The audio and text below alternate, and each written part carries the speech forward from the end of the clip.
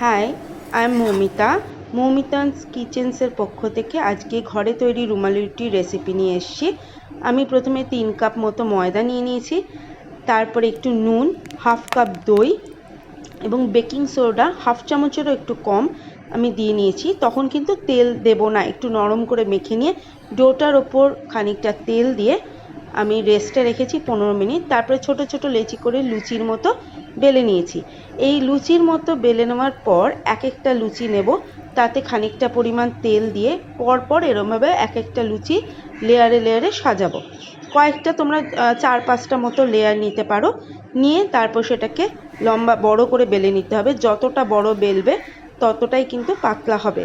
তোলার সময় একটু সাবধানতা অবলম্বন করতে হবে, কেননা তুলতে গিয়ে বেশিক্ষণ যদি হোল্ডে থাকে বা তাড়াহুড়ো করতে যাও তাহলে কিন্তু ছিঁড়ে যেতে পারে, ফুটো হয়ে যায়। এবার বেলে নেওয়ার পর একটু ফ্রাইং প্যানে বা কড়াইটা উল্টে দিয়ে গ্যাসে রেখে সেঁকে নিলেই কিন্তু রেডি রুমালি রুটি। দেখো কি সুন্দর পাতলা করে লেয়ার উঠছে এবং কতটাই পাতলা রুটি তৈরি হয়ে যাচ্ছে।